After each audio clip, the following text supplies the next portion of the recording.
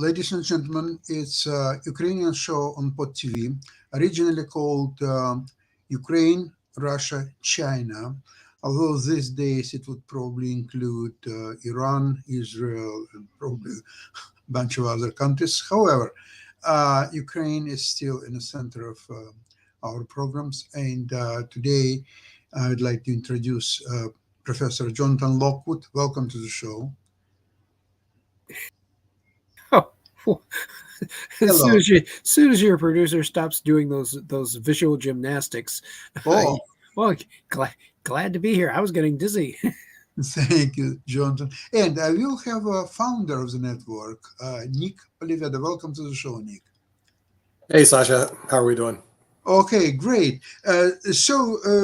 Because it's just happened a few hours ago, we cannot avoid featuring the attack supposedly of Israeli forces on Iranian facilities and how it will affect Ukraine and how it's already affecting Russia and China, who are now telling Iran, okay, let's stop right there or so on, because they are scared to death that this attack exposes the weaknesses in the air defense of Russia and possibly China, but Russia primarily because so many times, Jonathan, Ukrainian drones were attacking targets like thousands kilometers from the border. So now Israel attacked Iranian Isfahan. It's the second or third largest city in Iran, and the nuclear facilities right there. And Israel just made very clear signal that they have all technical capabilities to penetrate whatever defenses Iran has. And I would assume that Iran shares a lot of their defensive techniques and capabilities with Russia, Right. because they're very close together. Then Iran supplies the drones to Russia. So this is all could be viewed as one kind of a complex. They're sharing it with each other, technology, the intelligence, and so on. Jonathan, how you view this? What's happening right now? Well, I tend to agree with some of the other analysts that state that, Israel has demonstrated that yes, we can penetrate your defenses very easily. We are showing restraint. We are not deliberately escalating, although we clearly have they are also showing that we clearly have the capability to escalate to decisive levels that will not only destroy your nuclear capability, but quite possibly your other capabilities for engaging in offensive action as well. So what Israel has done is quite correct and remarkably restrained considering the circumstances. So right now, it also sends an indirect signal to Russia, says, no, your proxies are not going to create trouble for us. We can deal with them rather easily, and we can defeat them. So right now the ball is in Iran and Russia's court, and it remains to be seen whether they're going to exercise some restraint or whether they're going to try to be reckless and try to force the issue. As far as Ukraine is concerned, the effects on Ukraine, again, I contend that Ukraine still has, as disagreeable as some of the circumstances seem to be with supplying Ukraine with the weapons that it needs in a timely fashion, and that's all based on political internal wranglings, which, by the way, Speaker Johnson seems to be cleverly overcoming and getting a deal worked through, despite the inherent restraints imposed by our checks and balances system. So there will be not only aid to Ukraine, but aid to Israel, and that the West is in effect muddling through, despite the fact that the West does not have a coherent, unified strategy. They do not have a strategy. They have individual ad hoc measures that they are taking, but it's not part of an overall strategy of neo-containment or even a strategy that I recommend, a strategy of asymmetric response to be able to try and catch the opponents off balance. But right now, it is keeping matters just barely under control. And I still contend that it is in Ukraine's best interest, when it can do so, to inflict that they need to inflict a decisive and visible operational defeat upon Russian forces.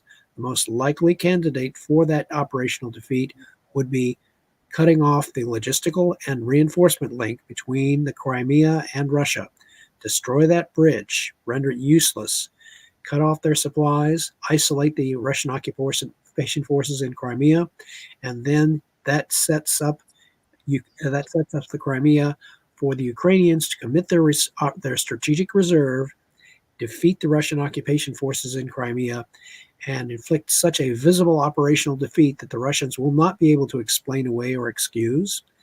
Then it will set the stage for the West saying, "Shall we have an armistice? Not a peace treaty, because the two sides have irreconcilable political objectives. Russia wants for Ukraine essentially to cease to exist, and Ukraine is saying, we're having none of that. Get out of our territory. You cannot negotiate that. There is no middle ground to meet there. So one side must be forced to give up its objective. And in this case, the easiest route for that is to force Russia to give up its objective of eliminating Ukraine or subjugating Ukraine in accordance with Russia's concept of безопасность, without danger." Nick, I would like to ask you a question. It's more about internal U.S. politics. With this help to Ukraine, Israel, and in the China region, it's going to be put on what? Are you confident about that? And what's your prediction about this war? Yeah. Sasha, I have to admit, I'm never confident in anything that happens in Washington, D.C. Never. But you can't underestimate the importance of what's going on in Congress right now in the United States. They're looking at a deal to Ukraine, Israel, and also Taiwan. It looks to be about $95 billion. Okay, all well and good, except one problem. There's a small group of Republicans led by an idiot called Marjorie, I shouldn't use the word idiot, but Marjorie Taylor Greene, okay, who in my humble opinion is basically an idiot, who is opposing this aid to Ukraine for reasons unbeknownst to me, why this cadre and her group of followers are doing it. Now, with that, it looks like the Speaker Johnson and the Democrats, in other words, a coalition of sane people, of Republicans and Democrats, will get together and pass this bill in spite of that. But if they don't, they're putting Ukraine and, frankly, the entire West at risk, which is totally insane. So I think this is a very important bill that gets passed, and Ukraine does receive the aid. If not, you're looking at having a Russia swing somewhere else, and this is a big problem. The biggest problem is we have some really, really bad representatives led by Marjorie Taylor Greene that hopefully get ousted very soon, so that we don't have to listen to this. We listen to the sane people in Congress, not the insane people. Nick, you're reminding me of something that the late Mark Twain once said when he stated, "Suppose you were an idiot, and then suppose you were a member of Congress." But I'm repeating myself. They say that's pretty good. But there was another thing that happened, Sasha, that was very, very interesting from a military standpoint, and this was the Iron Dome. In other words, this Iron Dome that Israel built was so impressive for anybody who's watching it. It basically took whatever Iran, Hezbollah, Hamas together, and the Houthi rebels, and just showed them that you can't even touch us. In other words, you can send thousands of bombs, and we're just going to blow them all up. So from a military standpoint, you know what's really great about that, that Nick? was impressive. What? Yes, it was. And as a matter of fact, there was an article that said that that President Reagan just saved Israel with the Strategic Defense Initiative, because they were saying that you can trace that right back to President Reagan's Strategic Defense Initiative speech in March of 1983. That set in motion an entire chain of events for improving ballistic missile defenses in the theater as well as nationally. And even though it did not result in a full-scale national strategic defense, it did result in the improvement of systems such as Patriot and others aimed to Israel. Israel determined on its own, says we have to take our destiny into our own hands and perfect our Right. missile defenses. And that provided the impetus for it. Now, the great implication of this Iron Dome technology, as well as Patriot and the others, is that all the pieces seem to be falling into place. Remember, I talked about that global ballistic missile defense system that would be required to neutralize the one thing that Russia considers to be making it a great power, or for that matter, China, Iran, and the others. That's their nuclear missile arsenal. If you can successfully create a system which neutralizes those arsenals, you have created the perfect asymmetric response. You have thrown your opponents off balance. You have neutralized their one primary means of leverage against US and the West in general.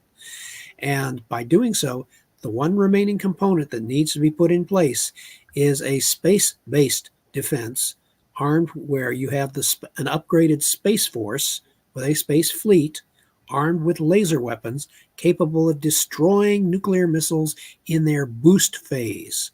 Right now, the ballistic missile defenses that we have in place are capable of, at best, of mid-course intercept. In other words, intercepting them at the top of the arc. What you need to do, the most effective ballistic missile defense, is a defense which can destroy nuclear missiles while they are still on their way up in their boost phase, when they cannot maneuver or defend themselves. They're moving much slower, and it's Correct. They're moving much slower. They're easier. They're easier targets, and you need a space. But see, that becomes a geographical strategic advantage for the United States and the NATO allies, because geographically they're actually closer to Russia than the U.S. The U.S., to do that, to hit them in the boost phase, we're sitting like tens of thousands of miles apart. But Estonia, Latvia, and Lithuania are not. Right. You know, they're very close. But to me, the most frightening thing, and this is also where Ukraine is very envious. They're envious of and jealous and a little upset that they don't have this Iron Dome, because over there, the Russian missiles actually do get through. They destroy some of the cities. They go into their major cities, and they just don't have it. So Ukraine is very jealous. They really want to have this Iron Dome, and frankly, they may well be negotiating it. They may well be bilaterally negotiating with Israel and say, "Hey, what does it take? What will it take? What do we have to give you, or how do we have to negotiate to get a similar system for Ukraine?" Right. If assuming we don't get enough Patriot systems. Now, Germany and other countries are already trying to move Patriot systems to Ukraine in sufficient numbers to give them essentially 100% coverage. But what I have described to you with the Space Force upgrading the space, that is an intermediate step that that can only be executed essentially with the next administration. Because and I would point the potential for that. If you recall, not too long ago, Elon Musk and former President Trump had a public meeting. They met, they talked about, but they didn't say what they talked about. Well, okay, look at these two individuals. Each has something that the other wants and needs. Money, for one thing. And the other thing is that Elon Musk has the means with his SpaceX company to produce a space fleet of the type that would be needed to execute, to upgrade President Trump's original proposal of a Space Force. Right now, the U.S. Space Force consists of 80 satellites. To the Russians and the Chinese, that's not a Space Force. That is a set of 80 targets that can be exploited or destroyed by Russian and Chinese counterspace weapons. But if you have a space fleet in place that are performing both satellite functions as well as ballistic missile defense functions, now you have drawn a very firm line in the sand. You have also stabilized the situation in space, because if the Russians or the Chinese attack a satellite, okay, nobody cares. Satellites don't have mothers. But if you attack a U.S. Space Force Starship with Space Force personnel on board that's carrying out a space defense mission, that is a clear and unmistakable act of war. And the Russians and the Chinese will not dare do that, particularly if we demonstrate that we have the capability to shoot down missiles. Right. Yeah. And the thing is, this is where U.S. policy should be. In other words, creating our own Iron Dome against Russia or Chinese aggression. Right now, from what I'm listening to Washington, there is no U.S. policy. in terms of doing this. But having a Iron Dome over the United States, similar to what Israel has, really negates threats from Russia, threats from China, but frankly, even other countries in Europe should be considering. Like I just look at countries around the world should be considering having this Iron Dome. I think Israel is really leading the way in the technology of showing Iran, and it was embarrassing. If you're an Iranian and you're a Houthi rebel or a Hamas, whatever they call themselves, frankly, Sasha, that was embarrassing. They shot all these missiles and they all just bloody got shot down. So I don't know what your thoughts of this, but I was impressed. I would like to ask Jonathan, there is a psychological implications of what's happened in the last few days. So Iran has directly, for the first time ever, attacked Israel. Because before it was Houthis, or it was Hezbollah, it was Hamas, but now Iran itself, from its territory, dared to attack Israel with 300 drones and missiles or so on. The results, we know the results. There was 99% were destroyed, and 1% hasn't done any damage, really. There was only one implication, was that one girl was wounded. She is a Bedouin girl, also living in Israel. And it was through Iron Dome missile that hit the Iranian target, and some stuff fell on that girl, but it's too bad. And but however, that's all result of the Iranian attack. Now Israel responded with the very well measured attack on Iran, and it could not be defended with not even the same, but even close effectiveness. How Israel dealt with that Iranian defense, air defense, and so whatever they have, didn't show really much. So there is a huge technological and intelligence advantage of Israel over Iran. Now, Iran is itself is a Russian proxy, if you're looking at the bigger picture. So now, what you mentioned that the West would provide Ukraine with not 31 Abrams tanks, but say 500-600 Abrams tanks. And if they would be provided all the Patriot systems, and they would be provided a couple of hundred F-16s, and all that would happen all at once in 2-3 months from now, do you think Russia would continue their horrible attacks against Ukrainian civilians and infrastructure?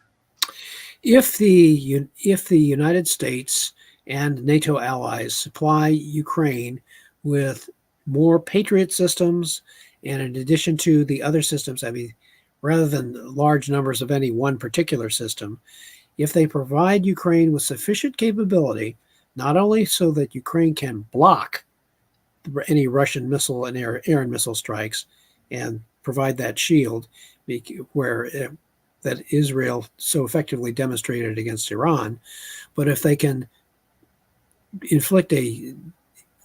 get enough of a defense up there to where the Russians can't really do anything, then that sets the stage for a successful Ukrainian counteroffensive, a successful counterstrike against those key targets that I mentioned to you. That being able to sever, the key to this whole thing is sever the Crimea from Russian reinforcement and logistics.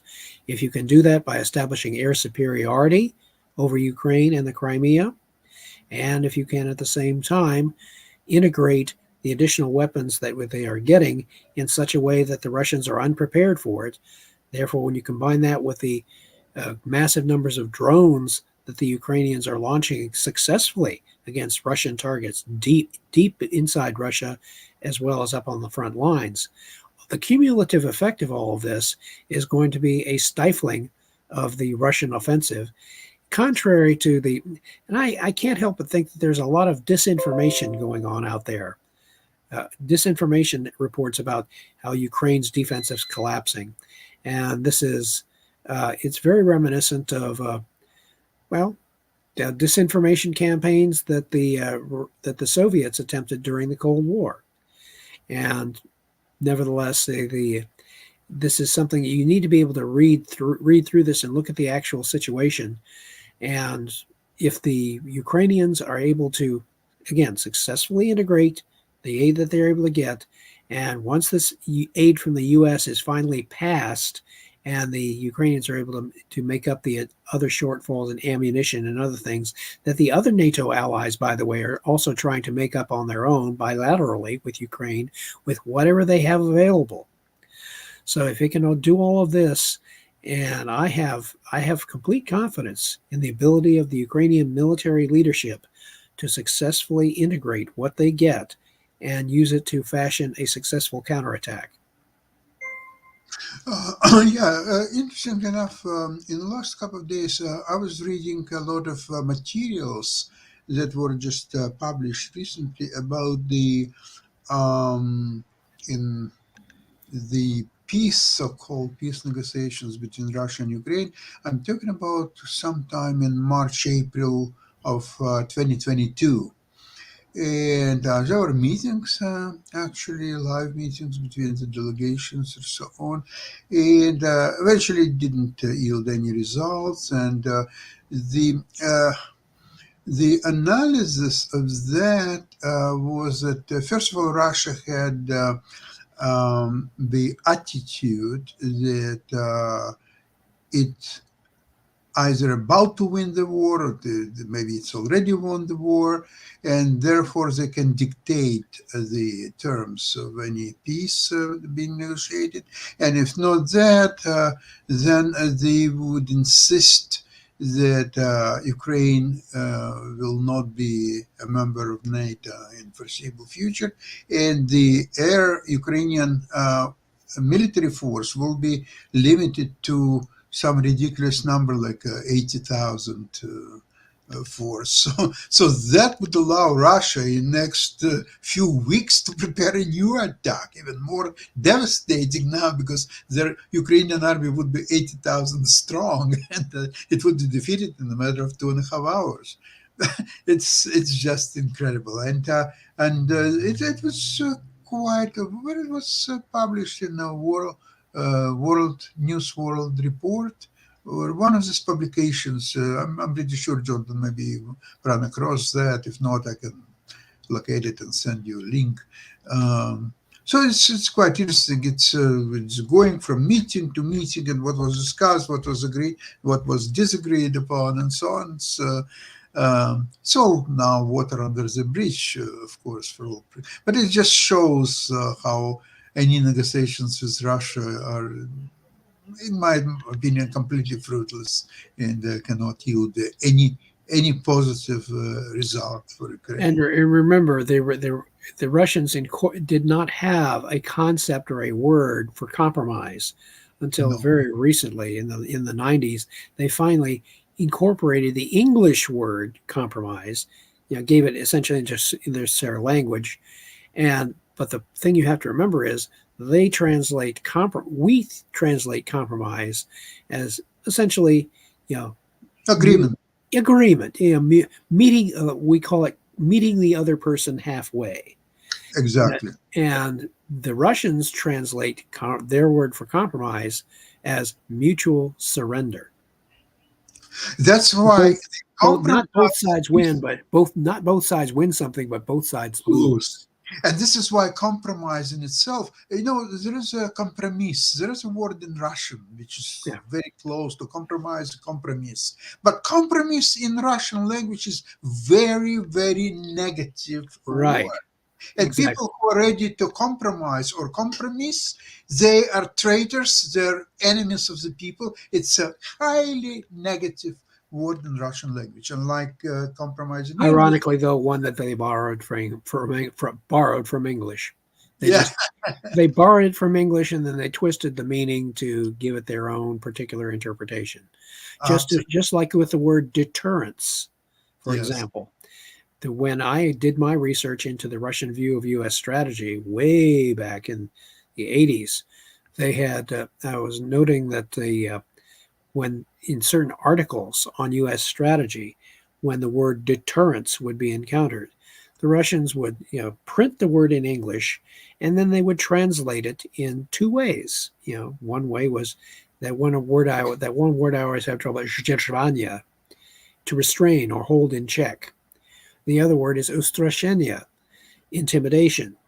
And eventually, they were translating these two ways. Eventually, one of their leading analysts of U.S. strategy, Henry Trofimenko, said that although the Americans claim that the intent of deterrence is shdержание, its actual intent is ustrashение. So the Russians ever since then have been translating deterrence as ustrashение, intimidation.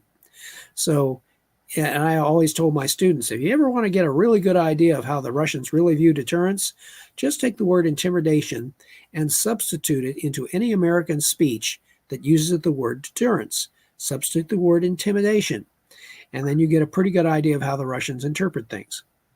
Jonathan, the same token, you can argue that Russian famous Ministry of Defense, in fact, is Ministry of Attack, because most of the time throughout history, what they were doing, they were planning how to attack other countries, whether Right. it's Hungary or Czech Republic or or just name it, just Afghanistan. Which is wholly in line with their security concept of безопасность, without danger. In order for Russia to feel secure, that its neighbors must be automatically made to feel insecure, subordinate, if necessary, neutralized. Russia is happiest when it's surrounded by weak subordinate states. But Jonathan, this concept is not working very well, and sometimes it's actually absolutely counterproductive. If you remember the beginning of Second World War, where Russia, according to the pact with Germany, they moved westward thousands of kilometers. So now their defense had to be moved all 1,000 kilometers westward. And of course, it hasn't been done. So that's why at the beginning of the invasion of Russia, Soviet Union, Hitler was so successful. They were going basically like a knife through the butter, simply because there were no defenses. All those new territories that Russia acquired, the Eastern Poland and other territories, they were not defended properly, and that make proper Russian defense much weaker, because Germany was already on the move. They were already attacking from the air, from on the ground, the tanks, the artillery, and everything else. So did it help Russia that they advanced their border 1,000 kilometers westward? I don't think so. Probably it makes their defense much weaker overall. Yeah, and really, the Russia's current situation, they really have no one to blame but themselves. All of their former subordinate Warsaw Pact states, they were eager to join NATO. Yeah, they not only do they want to join NATO, but they wanted to have, all these states wanted to have nuclear weapons stationed on their territory. They wanted to have ballistic missile defenses stationed on their territory.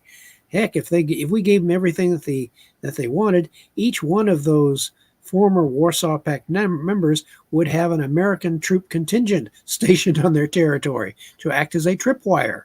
They guarantee that you attack any of us with American troops on ours, and you guarantee war with the United States, which makes a certain degree of sense. That was the original rationale behind the tripwire strategy that NATO initially adopted, and the underlying purpose of Article 5.